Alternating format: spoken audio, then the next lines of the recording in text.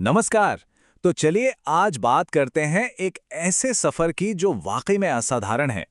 ये कहानी है डॉक्टर एपीजे अब्दुल कलाम की, एक ऐसे इंसान की जो बहुत ही मामूली शुरुआत से उठकर भारत के सबसे प्यारे राष्ट्रपतियों में से एक बने।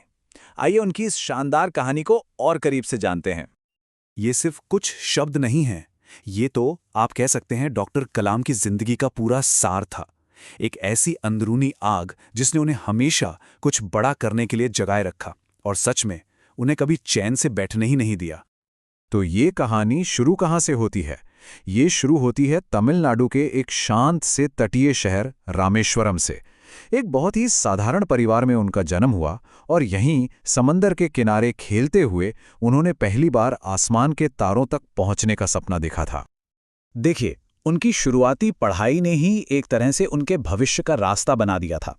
सेंट जोसेफ कॉलेज से ग्रेजुएशन किया और फिर चेन्नई के मद्रास इंस्टीट्यूट ऑफ टेक्नोलॉजी से एरोनॉटिकल इंजीनियरिंग की पढ़ाई की और यही वो नींव थी जिस पर उनका पूरा वैज्ञानिक करियर खड़ा होने वाला था। और सोचिए, ये बात उनके जज्बे के बारे में कितना कुछ बताती है। मतलब मुश्किलें तो थीं, पर हार मान लेना जैसे उनकी डिक्शनरी में ही नहीं था।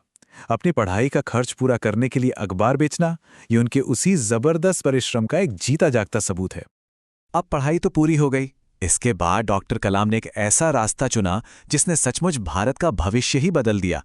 उन्होंने भारतीय अंतरिक्ष अनुसंधान संगठन यानी इसरो और रक्षा अनुसंधान एवं विकास संगठन डीआरडीओ में भारत को टेक्नोलॉजी में आत्मनिर्भर बनाने का बीड़ा उठाया। उनके जो योगदान थे वो कोई छोटे मोटे नहीं थे, वो क्रांतिकारी थे। वो भारत के पहले सैटेलाइट लॉन्च व्हीकल SLV-3 के प्रोजेक्ट डायरेक्टर थे, जिसने भारत को स्पेस पावर बना दिया।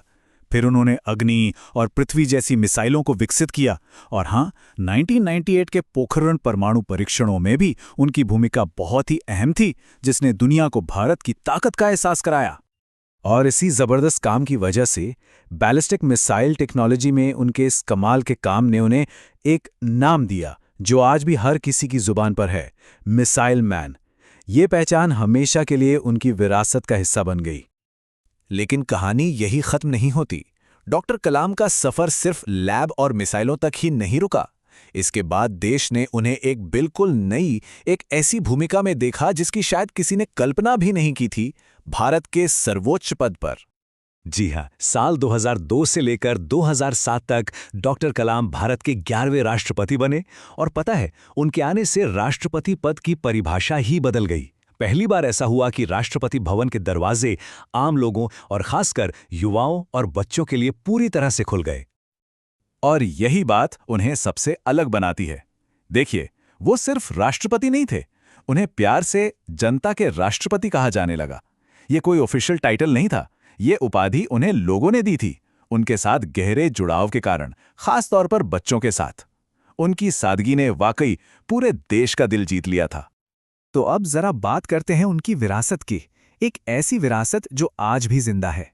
अपने आधिकारिक पदों से कहीं आगे बढ़कर डॉक्टर कलाम का प्रभाव आज भी हर भारतीय महसूस करता है। देश के लिए उनकी इस असाधारण सेवा को पहचाना भी गया।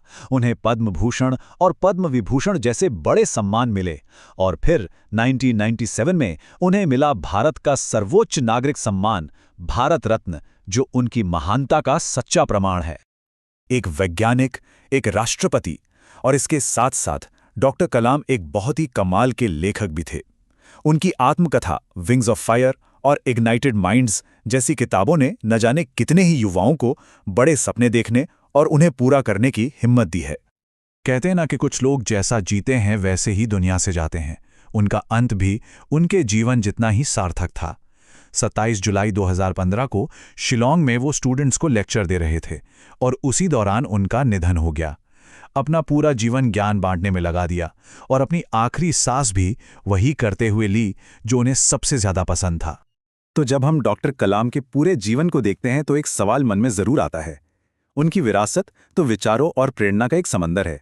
तो सोचने वाली बात यह है कि उनका कौन सा एक विचार है जो हमें सबसे ज्यादा हिम्मत देता है, सबसे ज्यादा प्रेरित करता है। इस पर जरूर सोचिएगा।